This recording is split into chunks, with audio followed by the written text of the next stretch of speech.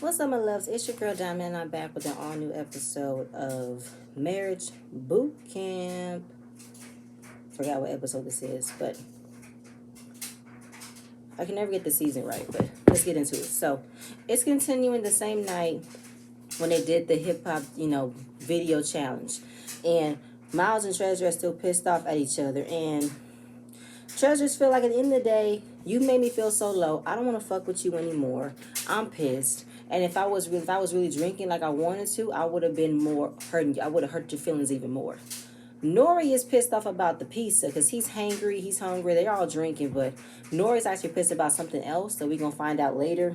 And he just goes ballistic. Talks about getting my phone, you being disrespectful, like a way we've never seen Nori act out before. So where is this coming from? It can't be because of pizza. It's not that serious. It's something else lingering on his head. And the doctor she's like, Nori is using something so easy to target rather than confronting his actual feelings. And that's what Neri keeps on telling him. Tell me how you feel when it happens. Don't let it linger and linger and linger. And then when it comes down to you coming out, it's bigger than what it was. When I asked you how are you feeling, talk to me so we can talk about it and move on. So she's practically calming him down and say, calm down. Go outside for a second. Take a breath. Calm down, calm down. So he goes upstairs. Are you calm? Are you calm? All right, cool. He says Neri is the only person that can calm me down. Whenever I'm acting a fool, she stands by me and tells me to calm down. Yeah. Like, listen, end of the day, he gives her the props of being the voice of reason. Like, just relax at times. It wasn't serious. Day 5. Day 5, this episode is based off of communication. All about communicating and learn how to listen and guide your partner. So, Neri didn't get no sleep because they were arguing, and when he gets into this mode, he'll tell me later. Yeah, because Nori said he's the type of person that lets things fester, and then when it comes out bigger than what it is. Yep. So while that's happening, where is it? Yeah, so Molly and Treasure are not in the same area with each other. They are walking around trying to avoid each other. And the doctor is still trying to find what is that feeling that I'm getting when I look at Molly and Treasure. Their relationship does not seem genuine. I need to find out why. So he gives her a private conversation, talk about what's going on. Treasure is done. She doesn't want to be with Molly anymore. I don't even want to pursue a relationship at this point. Right now, I'm working on me. He's like, oh, what brought that on? Because he's manipulative. And even last challenge, he gave me a huge shot of vodka when I wasn't even trying to drink like that. I was told to cut back. So why would he feed me a huge shot of vodka for me to partake in something? And it's crazy that, he's giving me a shot of vodka, but yet he's the one that came into the house saying I'm a drunken mess. He doesn't like it when I'm drunk. And we got Molly. Oh, no, that didn't come yet. Yeah, I'm scared for my life. Dr. Ish said, why are you scared? Because he's manipulative. He does little things that doesn't get noticed until it's been a lot more frequent, a lot more things that were hidden, but he's still pulling the strings. And I honestly feel like he's the devil. While she said the devil, Molly wants to come in and clear his name by saying, don't say that, don't say that. Dr. Ish will say, mind your business, private conversation, exit stage left, A and B, see yourself that way. So he said, go on. Like, at the end of the day, he makes me feel like I don't have any control with what I say. I have to be careful what I say. And here goes Molly being a little bitch, crying to anybody who give him some time of day, talking to Tough about, I can't believe she called me a devil. That really hurt my feelings. Why would she do that? I don't like that. So the fact that, Treasure is now being honest about how she's feeling with being around Molly, the doctor practically put it all together and say, this is what I've been trying to feel, and this is what I've been trying to come up with a conclusion this entire time.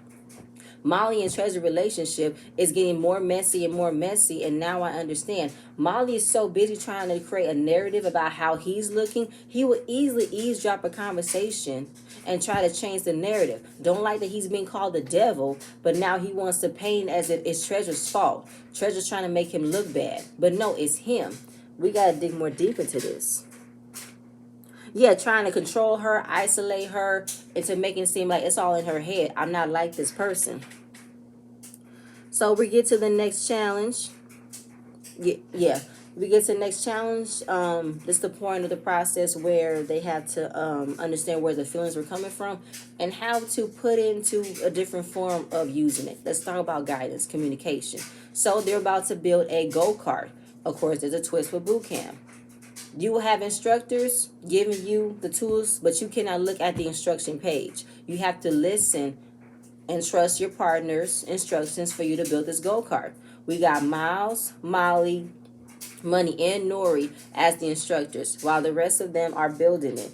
Miles and Amber did a really good job communicating, and Miles was happy for doing it because he's been the punching bag for Amber to listen. Now he gets to do the same thing to her. Molly is still in his feelings about being called the devil, and he's acting super short, acting real bitch made of not participating in this drill, and now he's just pretty much yelling at Treasure, telling her to hurry up, don't worry about decorating, just get this shit on, because he's still in his feelings about being called the devil. Nori is looking into space. He is literally looking at the wind, just looking at the wind, while Neri is practically figuring it out on her own to build this go-kart. Not giving her no instructions, not telling her where to look, just staring, just sitting there staring. Money is over it at this point, and as she's trying to tell Tough what to do, Tough is not listening. He's instantly going against what she says and say, I don't need that, I don't need that. So after they did what they did, they had to take a break, and yeah, they had to take a break, and Amber, where is it at?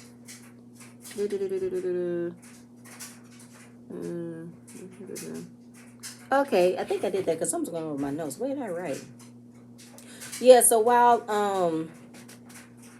they're building the go-karts and they did a break, blah blah blah, take a break, community issues.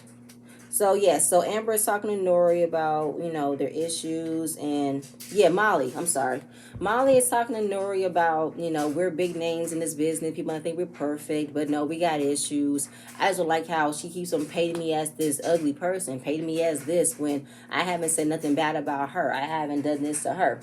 Nori is spacing out. He does not care of what Molly is crying and bitching and moaning to him about what Treasure said about him. He's like, I have never had a conversation with somebody who asks a question and answers it. Because Molly likes to hear himself talk. He do. And Nori could not ask for a better distraction to get away from this conversation. He see a lizard over there in the corner, minding his own business. He goes up and try to be like, that lizard is chilling. Look at that lizard. Anything to get away from Molly. Trying to pretty much talk to anybody who he can to paint a narrative that I wasn't here for this, I was here for her, and now she's trying to make me look bad about this. Maybe I should leave. I didn't sign up for this. And Dr. Ish and the judge was like, he is so consumed with how he looks. He's speaking to everybody. And he's supposed to be this big time producer. He's supposed to be this successful being. But yet when someone calls him something, he is completely crumbling. And I feel like because he's insecure. And I also feel like this was his last attempt to clean up his image based off of those alleged or true human trafficking charge that's on his name. So now he's trying to have himself be put into a different light than what was being said on the blogs. So after that, he's still talking to Nori about how Treasure should apologize, but yet she's being her old standoffish self. And she's being petty, all this shit. And then now, as Treasure's trying to come in to have a conversation, here he goes, trying to make a scene, trying to make a moment by saying, oh, now you want to talk to me? You want a camera time, right? She said, no, I want to talk to you off camera. I didn't even want to talk to you at this point, but now I want to. So as he's in his feelings, everybody's starting to get up, but yet he rallies everybody around to build an audience because he wants everybody to have something to validate what he's feeling, someone else to vouch for what he's been saying in the last few days they've been in this house. Like, okay, so you're saying, okay, what are you saying about me saying I'm a devil? Why you like I'm a devil? Because I feel like you are the devil at times. Why is that? Why? What I do? I never put my hands on you. No, you never put your hands on me, but I've definitely felt threatened by you. How'd I do? Because I've always been the one to make you look good. I'm like your commercial. I gotta make sure you good, you good, you good. And you kind of come at me when I don't show gratefulness on things that you bought me, and they be like normal stuff. And I feel like you're manipulative as hell. Like he even asked Neri, am I a devil? I don't know. What you asking her for? She don't know you. Nobody knows you as much as you're trying to make it seem as if we're supposed to know you. You had a bitch fit when Miles was a known person at your party, even though he's a bisexual man. You wanted to instantly paint the narrative in a whole different way. How you don't fool with that. You don't fool with that. Come on now, Molly, get out of my face with this. He said, listen, you know what I've been wanting to tell you? You're a fake ass bitch and I'm out of here. Like, if you're going to disrespect me, you don't need to be talking to me. Molly, you've been disrespectful this entire time. And I don't know why you keep on saying how Treasure's making you look bad. She wasn't the one that made that ball joke about Miles. She wasn't the one that got an issue with being called a diva. Like, Molly, you are so insecure and you don't want to take ownership to how you're feeling. You want to paint everybody else to be worse than what you are, so that way you can look as if, see, I'm not the crazy one. I'm not the one with the most fucked up issues. I'm normal. I'm the one that's seen how everything is gonna go in here. Like, come on now, Molly, you're not the voice of reason. None whatsoever.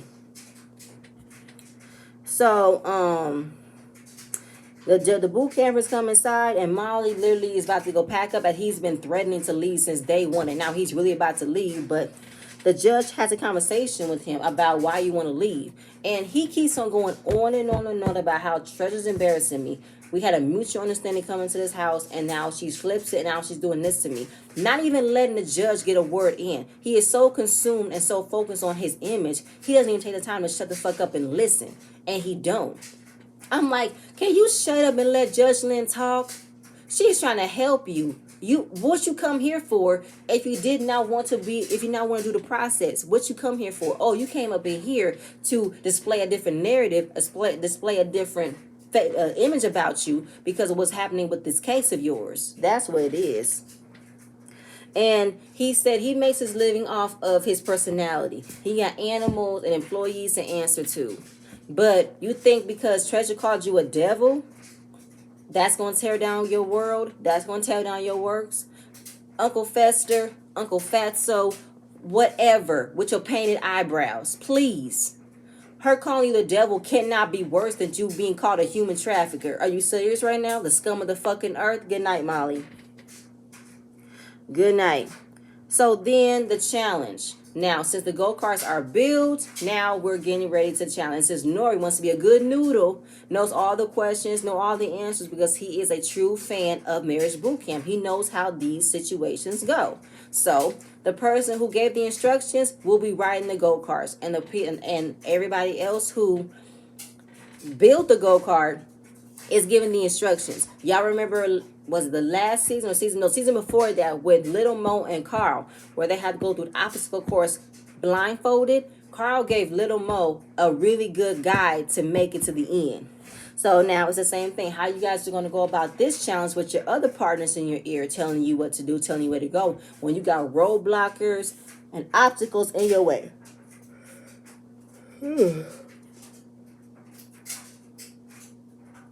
So after the challenge is over, oh yeah, throughout the entire challenge, Amber and Miles, train wreck. Nori and Neri, train wreck. Monty and Tuff actually did the whole entire course. Molly got stuck somewhere. So they came in and Amber asked, does Molly does things that are devilish? She said, yeah, he do. And Money is picking up on the entire behavior, the entire body language, because this is how she was with her ex that she got away from. He was a master manipulator, and I can see the signs as clear as day with Molly and Treasure. So she asked about the drinking. Was that all you, or was it help from him? She said it was help from him. She said, wow. Wow.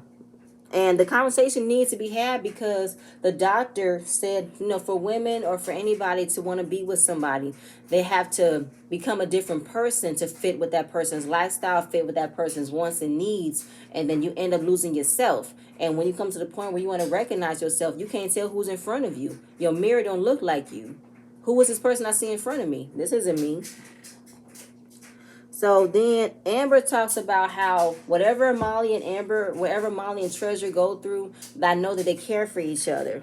So then they pressure Molly and and Treasure to come sit next to each other, and he tells Treasure to sit on his lap and give him a kiss. Money looked so uncomfortable. She said, "This is some bullshit," which it was. I don't know. I didn't like it when Amber and everybody else was trying to push Treasure and Molly to be together when they don't need to be together. But the fact that you could look on Treasure's face and you can tell she was uncomfortable, you can tell she didn't want to do it, and Molly said, "This is too soon." Because how is it that we go from all what just happened to now a sit on daddy's lap and it's all good and dandy? No. Did you look at the pain in her face? Treasure, are you uncomfortable right now? Because you look uncomfortable. Well, yeah, I didn't want to sit on his lap. I didn't want to do it. Then why do it? Do you compromise your feelings for him? Well, yeah, we only got a few days left in the house, so I don't want no fighting. Okay, there it is. There's my answer. Like, you guys was such in a disarray not too long ago, and now it's all good with kisses. Please. And Money had it right on the money. I hope you're not trying to do this to make a show for us, because this isn't cute and this isn't funny. And he said, "I'm not trying to make a show." You sure? You sure? Okay. Because at the same time, like, Treasure didn't even want to do it. But the fact that Molly told her to do it, and she didn't want to disappoint him, she didn't want to make him mad, she did it anyway. Which made Money so upset and so emotional, because it's literally sending her flashbacks to how she was with her ex.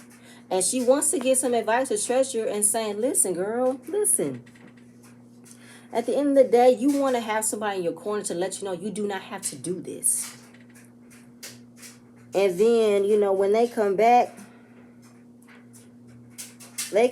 and Molly is basically trying to be he's trying to be someone else who sees everything and feels like he knows all the answers. And he's the one that's, literally following the instructions and following the rules, following the drills of what it means to be in this type of situation. He said, "Listen, this program is designed to break us down." Shut up, Molly. You haven't broken down for nothing. All you've been doing is complaining and moaning about what Treasure's doing, what you don't like, what you don't appreciate. Do y'all not know me? Please. You have not fully taken this situation. You have not fully taken this process seriously. It's not even about you and Treasure being in a relationship right now. It's about you being a better person for yourself. Like what Judge Lynn says. You can't let what she says about you affect you, vice versa.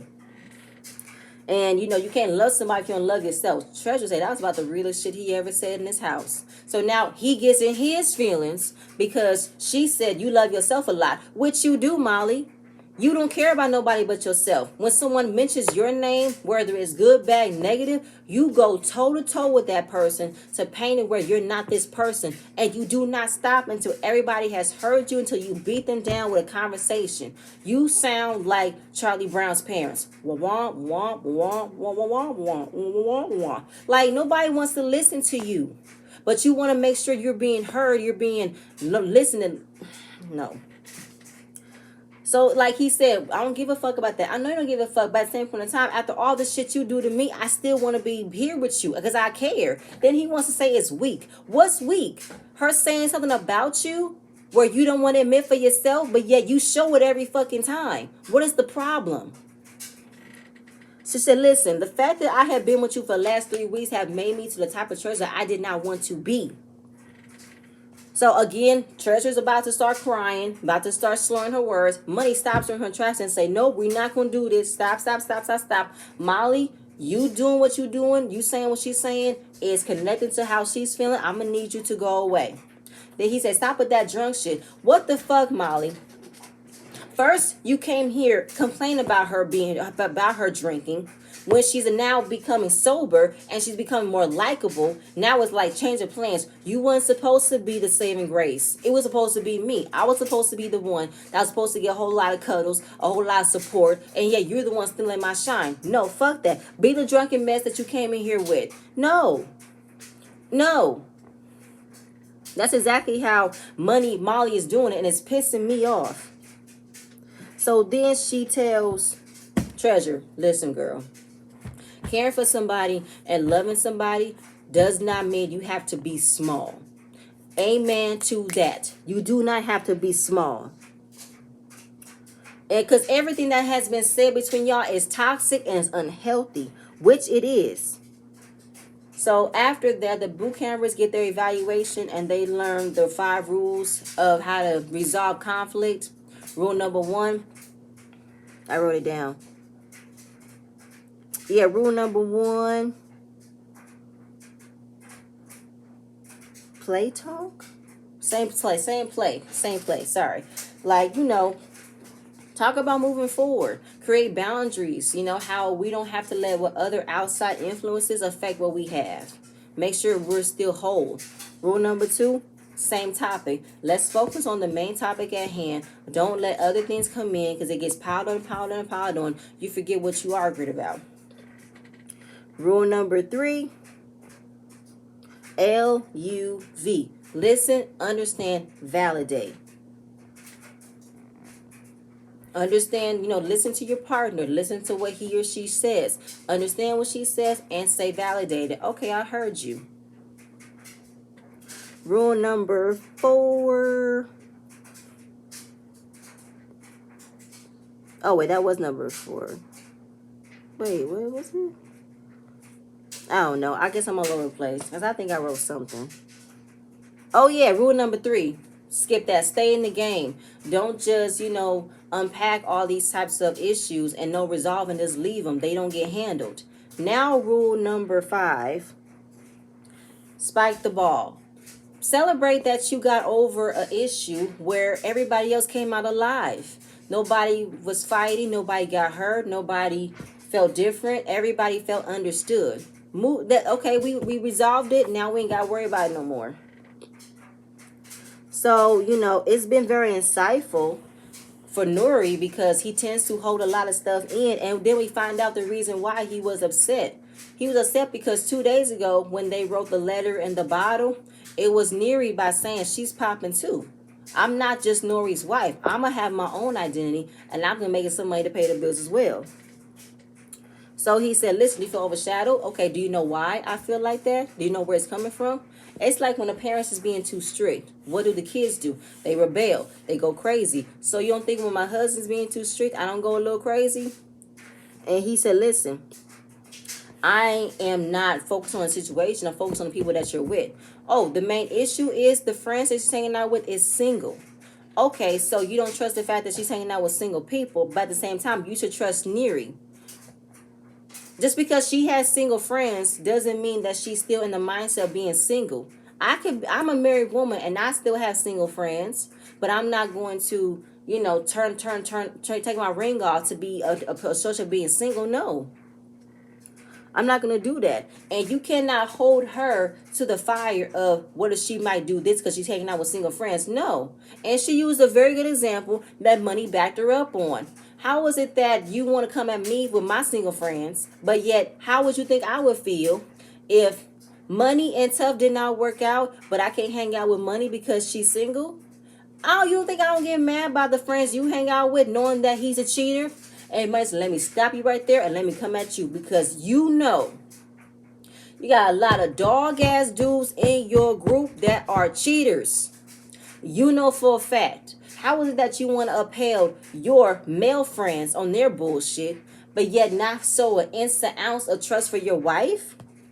You should know for a fact that she's not going to do that. Like, I know it's an unwritten rule that when you're married, you pretty much throw away all of your single life behavior. But if you can still have a good time, being a wife and being a mother doesn't define as your whole entire personality.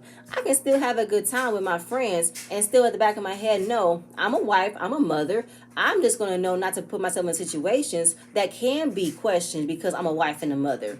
I can have a good time, period.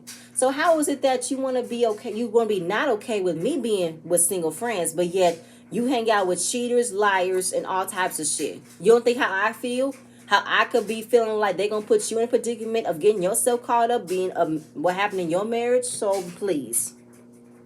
But Nori is definitely trying to not let her feel like that. I am understanding on how I need to word my words better, express how I feel in that moment, not take it out on you, not take it out on other people. And I just don't want to lose you because you're my best friend. And I'm going to work on that. And I love the fact that Nori is paying attention to this because, you guys have been married for 10 years. I don't know how or why you would feel like at some point she is now ready to leave you when she's never given you that feeling. I understand that. I really do understand. I do. And Nori, you just need to come up with a way of having a sense of security in yourself and knowing that Neri has been by your side through everything. So why would now she want to just drop it all? Why? Why now? Never gonna happen. But that's it, you guys. That's all I have. Please stay tuned for my next video, and I'm gonna see you guys later. Bye.